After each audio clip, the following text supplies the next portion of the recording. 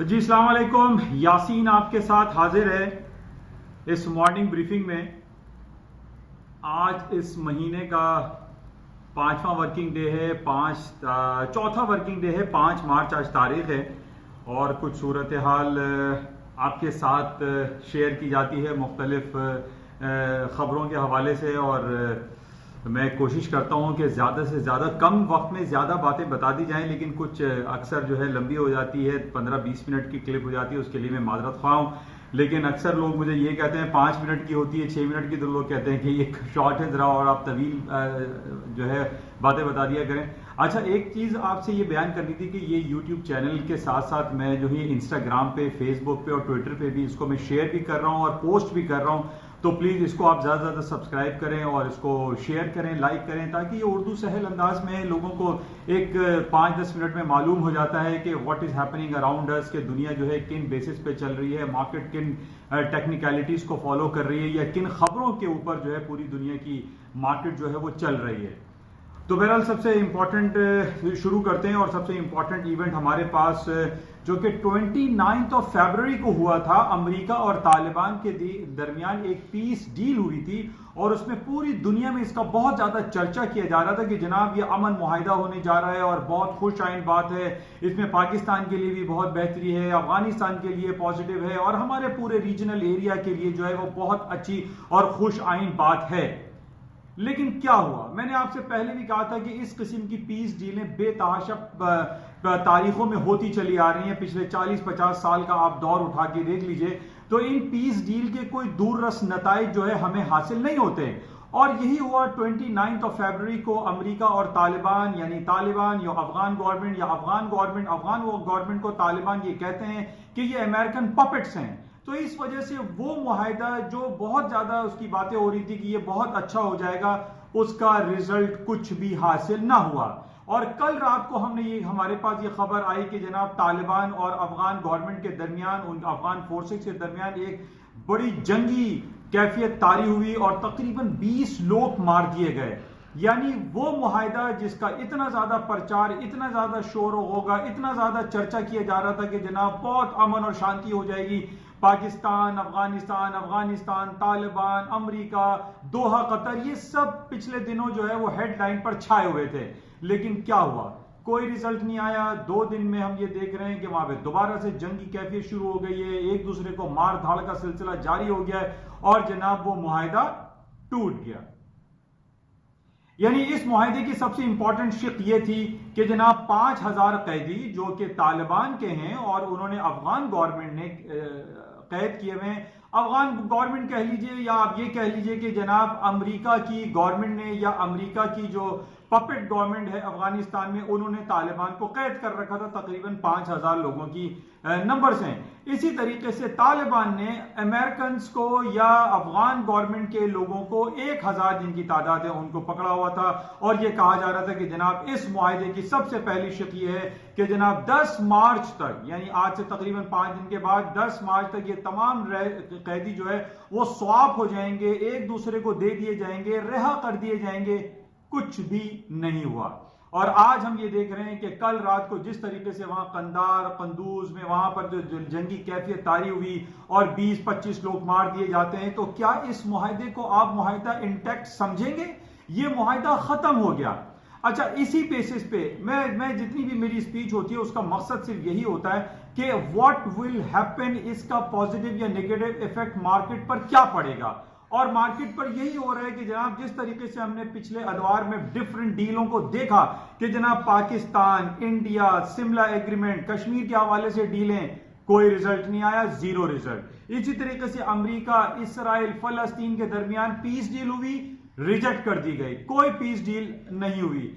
यानी हम ये देख रहे हैं कि जब तक जिस पीस डील के हवाले से ये एग्रीमेंट साइन होते हैं और जनाब बड़ी बड़ी मीटिंगें होती हैं, जब तक तमाम लोगों को, तमाम जो उनके जो स्टेक होल्डर्स हैं उनको आप वन पेज पे नहीं लाएंगे, उस वक्त तक ये पीस डील कारामद नहीं हो सकती। और यही कुछ हम देख रहे हैं कि अफगानिस्तान, तालिबान, पाकिस्तान, अमेरिका, कोई पीस डील कारामद नहीं हुई। कल जो जंगी कैफियत तारी हुई, 20 लोगों की हलाकत पेश आ गई। इस डील का बिल्कुल खात्मा हो गया। तो इस वजह से हम ये कह सकते हैं इसका नेगेटिव इफेक्ट जो पड़ता है पूरी मार्केट पर पड़ता है, लेकिन इसका पॉजिटिव इफेक्ट जो आता है वो गोल्ड एंड प्रेशियस मेटल में आता है। और हम ये कह सकते हैं कि जनाब ये पीस डील जो कि इतनी कारआमद साबित नहीं होती हुई दिखाई देती बल्कि टूट ही गई है, गोल्ड की कीमतें, चांदी की कीमतें हायर साइड पर जा सकती हैं। क्योंकि मैंने आपको हमेशा ये कहा है कि जब भी ये पीस डील इस तरीके की होती हैं, इनके खातिर खा जब रिजल्ट नहीं आते तो गोल्ड, सिल्वर, पैलेडियम, प्लैटिनम या जितने भी प्रेशियस मेटल्स हैं उनकी मार्केटों में इजाफा होता है। बहरहाल इस वक्त हम ये देख रहे हैं कि 1640 के करीब गोल्ड की कीमतें चल रही हैं और इसके अंदर वो पोटेंशियल एग्जिस्ट करता है जो पिछले दिनों मैंने आपसे ये कहा था कि 1640 का बड़ा इंपॉर्टेंट लेवल है और तकरीबन लगभग मार्केट उसी रेंजेस में चल रही है, तो यहां से पोटेंशियल दिखाई देता है। अच्छा, अब गोल्ड के ऊपर जाने की दूसरी वजह भी मैं आपको बताता चलूं, वो इंपॉर्टेंट ये है कि जिस तरीके से कोरोना वायरस के हवाले से पूरी दुनिया एक पैंडेमिक का शिकार हो चुकी है। It is not a epidemic, it is a pandemic. Pandemic का मतलब होता है कि पूरी दुनिया किसी एक मर्ज में या किसी वबाई बला में, वबाई इमराज में फैल चुकी हो, उसको पैंडेमिक कहा जाता है। और यही वजह है कि तकरीबन पूरी दुनिया के लगभग 80 ममालिक में ये कोरोना वायरस के असरात पाए जा रहे हैं, या कोरोना वायरस का चर्चा फैलाया जा रहा है, या कोरोना वायरस का खौफ खामाखाई फैलाया जा रहा है। मैं आपको ये सिर्फ एक इंडिकेशन दे रहा हूं कि आप गूगल पे जाकर सर्च कीजिए कि रिस्पायरेटरी सिस्टम के थ्रू, यानी ये जो हम सांस लेने का अमल है, इसके थ्रू सालाना कितने हजारों लोग हलाक हो जाते हैं। इसी रिस्पायरेटरी सिस्टम का एक नाम रखा गया है जिसको हम कोरोना वायरस कह रहे हैं। इससे पहले 2003 में इसका नाम सार्स था। इससे पहले डिफरेंट जो है हमारे पास एक वबाई इमराज फूट पड़ते हैं, कभी हम मैड काउ डिसीज सुनते हैं तो कभी हम ये बर्ड फ्लू के नाम से इसको फैलाया जाता है। इस दफा इसका नाम रखा गया है कोरोना वायरस और पूरी दुनिया में एक पैंडेमिक फैला दिया गया है, एक खौफ फैला दिया गया है कि जनाब कोरोना वायरस हुआ और आप मर गए। ऐसा बिल्कुल नहीं है। लोगों को गलत तरीके से गलत कॉन्सेप्ट दिए जा रहे हैं कि जनाब कोरोना वायरस आपको मार देगा।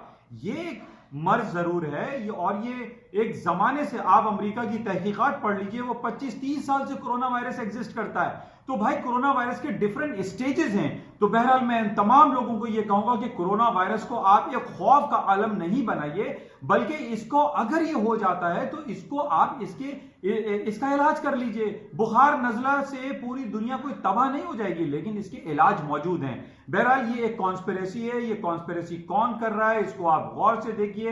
इस कॉन्स्पिरेसी के पीछे सिर्फ और सिर्फ यही है कि पूरी दुनिया में जिस तरीके से चाइना छाता चला जा रहा था, one belt one road initiative, CPEC, सी टैक, यानी इस वजह से हम ये देख रहे हैं कि चाइना को मारने के लिए, चाइना की इकोनॉमिक एक्टिविटीज को डाउन करने के लिए, उनका इंडस्ट्रियल प्रोडक्शन को खत्म करने के लिए ये एक कॉन्स्पिरेसी इमर्ज की गई है ताकि पूरी दुनिया में चाइना को बढ़ने से रोका जा सके।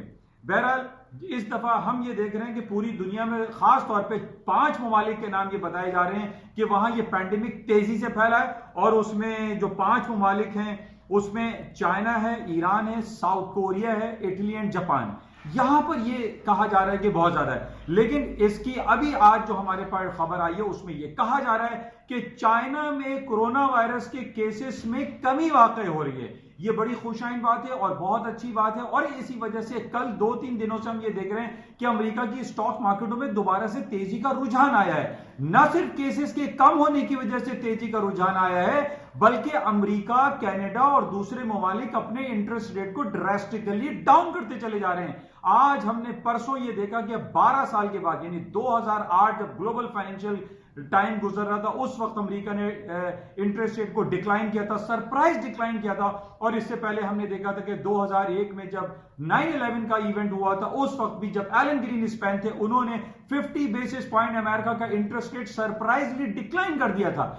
अब यहां पर हमें यह बात समझ में आती है कि जनाब ये जितने भी दुनिया में एक फाइनेंशियल क्राइसिस या कोई एपिडेमिक या पैंडेमिक या कोई एक अटैक हो जाता है तो इंटरेस्ट रेट को डिक्लाइन किया जाता है। और इस वक्त हम ये देख रहे हैं कि ना सिर्फ अमेरिका ने, बल्कि कल हमारे पास रिपोर्ट थी कि जनाब कनाडा ने भी अपना 50 basis point interest rate decline कर दिया है। अब हमारे पास खबर ये आ रही है कि इंग्लैंड है, यूरोपियन यूनियन है, वो अपने इंटरेस्ट रेट को नेगेटिव टेरिटरी में भी जाते हुए दिखाई दे रहे हैं।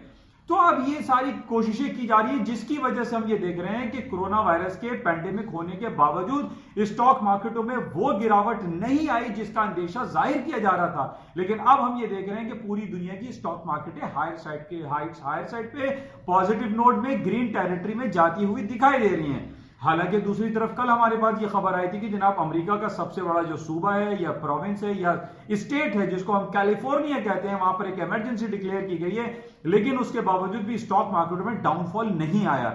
उसकी वजह सिर्फ यही है कि पूरी दुनिया में कोरोना वायरस के, खासतौर पर मेनलैंड चाइना में केसेस डिक्लाइन हो रहे हैं और वर्ल्ड हेल्थ ऑर्गेनाइजेशन ने भी ये कहा था कि जनाब बहुत अच्छे अंदाज में हैंडल कर रहा है चाइना और हालात को कंट्रोल करने की बहुत ज्यादा कोशिश की जा रही है। इसी वजह से हम ये देख रहे हैं कि पूरी दुनिया में स्टॉक मार्केटें पॉजिटिव हैं। अच्छा, इसके साथ ही जो हमारे पास कोरोना वायरस के हवाले से जो खबरें हैं कि सऊदी अरब में जो उम्रा ज़ायरीन होते थे उनको रोक दिया गया है, मदीना मुनव्वरा जाने से रोक दिया गया है। इस वजह से हम ये कह सकते हैं कि क्रूड ऑयल की प्राइसेस से डाउन हो सकती थी, लेकिन क्रूड ऑयल की प्राइसेस अभी इंटैक्ट है, 47 और 48 के दरमियान मार्केट चल रही है। उसकी वजह क्या है? आज एक बहुत बड़ा दिन है, आज और कल एक बहुत बड़ा दिन होगा ओपेक के हवाले से। ऑयल जो प्रोड्यूसिंग कंट्रीज हैं, जिसको ओपेक कार्टेल कहा जाता है, इनकी वियना में आज और कल 2 दिन की मीटिंग हो रही है और इसमें यह कहा जा रहा है कि वो पहले तो ये खबर हमारे पास थी कि 5 से 6 lakh barrel per day production को रिड्यूस कर दिया जाएगा। अब हमारे पास खबर ये आ रही है कि 1 million barrel, 10 lakh barrel daily basis पे प्रोडक्शन को कट किया जा रहा है। अगर ये खबर हमारे पास आज और कल में कंफर्म हो जाती है तो ये क्रूड ऑयल की प्राइसेस हायर साइड पे जा सकती हैं, प्रोडक्शन कट हो सकती है। अगर प्रोडक्शन कट हो गई, इसको हमें क्लोजली वॉच करना पड़ेगा। उन तमाम लोगों के लिए जो क्रूड ऑयल की इन्वेंट्रीज को वॉच करते हैं या क्रूड ऑयल में या एनर्जी सेक्टर में ट्रेड करते हैं, उनको बगौर मुताल्ला करना पड़ेगा, इसको फोकस करना पड़ेगा what is going to be happen, कि जनाब अगर ओपेक इसकी प्रोडक्शन को कट कर देता है 1 मिलियन की जगह अगर वो 1.1 मिलियन कर देता है तो आई सपोज के तेल की कीमतें ड्रास्टिकली बहुत हायर साइड पे चली जाएंगी और जनाब वो 50, 51, 52 डॉलर तक भी जा सकती है। इसके लिए हमें जरूरी है कि ओपेक के तमाम कमेंट्स को हमें क्लोजली वॉच करना पड़ेगा। अच्छा, कुछ पाकिस्तान की बात कर लेते हैं। अच्छा, इससे पहले मैं गोल्ड की बातें आपको मैं बता चुका हूं, लेकिन गोल्ड पे मैं आपको जिस तरीके से मैंने इजहार किया है कि तालिबान, अमेरिका, ईरान, सऊदी अरब, सीरिया और जनाब इसराइल में जो हालात खराब हैं, जितनी भी संगीन सूरत हाल है, कहीं भी अच्छी दिखाई नहीं दे रही है और कहीं पीस डील काम नहीं कर रही। इस बेसिस पे मैं ये कह सकता हूं कि जनाब ये आई पर्सनली फील कि गोल्ड की कीमतों में इजाफा होगा। अच्छा, इसके साथ पाकिस्तान की कुछ बातें करते हैं। पाकिस्तान की स्टॉक मार्केटों में भी थोड़ा सा पॉजिटिव इंजेक्शन लगा है और खासतौर पे बहुत पॉजिटिव खबर थी जब हमारे पास ये खबर आई कि जनाब तालिबान और अमेरिका या अफगान गवर्नमेंट के दरमियान जो है पीस मुआहिदा हो गया है, लेकिन वो पीस मुआहिदा तकरीबन खत्म होता हुआ दिखाई दे रहा है। लेकिन अभी भी हम ये देख रहे हैं कि पाकिस्तान इकोनॉमी में पोटेंशियल एग्जिस्ट करता है और आज हम पाकिस्तान की स्टॉक मार्केट को पॉजिटिव ग्रीन टेरिटरी में देख रहे हैं। उसकी एक वजह यह है कि कल बरोज बुध पाकिस्तान ने जो बॉन्ड की सेल की है, बॉन्ड सेलिंग की है, 164.6 बिलियन ऑफ रुपीस के बॉन्ड सेल किए हैं, जिसमें 3 साल, 5 साल, 10 साल, 20 साल के फिक्स्ड एंड फ्लोटिंग रेट के बेसिस पे उन्होंने बॉन्ड सेल किए हैं। ये बहुत खुशआइन बात है। गवर्नमेंट को जब भी पैसा लेना पड़ता है मार्केट से तो वो बॉन्ड को सेल करते हैं, बॉन्ड को इशू किए जाते हैं। बॉन्ड इशू करने की वजह से गवर्नमेंट अपने डेफिसिट को कवर करती है। बहरहाल ये बहुत खुशआइन बात है कि 165 तकरीबन 165 अरब रुपए के कल बॉन्ड सेल किए गए। और इसके अलावा जो हमारे पास खबर ये भी कल कैबिनेट की थी कि वो तमाम डिफॉल्टर्स जिन्होंने बिजली के पैसे अदा नहीं किए, 50 बड़ी रनिंग प्राइवेट कंपनीज को उनकी बिजली मुनक़ता करने का ऐलान किया जा रहा है। गवर्नमेंट ऑफ पाकिस्तान, इमरान खान इसका ऐलान करेंगे कि जनाब वो 50 कौन सी बड़ी बड़ी प्राइवेट रनिंग कंपनीज हैं जो कि बिजली के बिल अदा नहीं कर रहे हैं, जिनके ऊपर अरबों रुपए के बिजली के बिल जो है वो वाजिबुल अदा हैं, लेकिन वो अदा नहीं कर रहे। ये पॉजिटिव है। कल अगर इसकी हमारे पास रिपोर्ट आ जाती है कि जनाब फला फला कंपनीज की जो है वो बिजली मुनक़ता कर दी जाएगी तो ये हमारे लिए बहुत अच्छी बात होगी। गवर्नमेंट को भी पैसा मिलेगा और हमारी जो मॉनेटरी या यानी मनी सप्लाई में जो एक क्रंच पाया जाता है उस क्रंच में बेहतरी आएगी और एक पैसे की फरावानी होगी हुकूमत पाकिस्तान के पास। ये पॉजिटिव खबर है और ये जो इनिशिएटिव लिए लिया जा रहा है, इसकी वजह से भी स्टॉक मार्केटों में पॉजिटिविटी आ सकती है। पाकिस्तान के लिए अच्छी खबरें। बहरहाल ये तमाम चीजें हैं। इसके अलावा जो हमारे पास कुछ खबरें जो करेंसी मार्केट के हवाले से चल रही है, खास तौर पे यूरो और स्टर्लिंग में आजकल हम 2-3 दिन से देख रहे हैं काफी पोटेंशियल पाया जा रहा है। स्टर्लिंग ने 1.2880 का हाई किया हुआ है, मार्केट हायर साइड पे। मैंने आपको कुछ अर्से पहले भी कहा था कि 1.2650 के अराउंड का स्टॉप लगा के स्टर्लिंग को बाय करना चाहिए, यूरो को भी बाय करना चाहिए। अभी इसके अंदर पोटेंशियल एग्जिस्ट करता है, मार्केटें हायर साइड पे जा सकती हैं। बहरहाल इसको क्लोजली हम वॉच करेंगे। फिलहाल हमारे पास जो 2-3 इंपॉर्टेंट खबरें हैं वो तालिबान और अमेरिका के दरमियान मुआहिदा टूटता हुआ दिखाई दे रहा है, बल्कि टूट चुका है, और कोरोना वायरस के हवाले से हमें अपनी तमाम निगाहें इस पर रखनी पड़ेंगी। और इसके साथ ही तीसरा इवेंट जो आज शुरू हो रहा है वो ओपेक की मीटिंग है। इंशाल्लाह राब्ते में रहेंगे। और मैं आपसे ये जरूर कहूंगा कि YouTube पर इसको आप सब्सक्राइब कीजिए, फेसबुक पे जाइए, इंस्टाग्राम पे जाइए, ट्विटर पे जाइए, हर तरफ आपको ये चैनल मिलेगा जिसका नाम है an eye on market by Yasin. इंशाल्लाह राब्ते में रहेंगे। Thank you.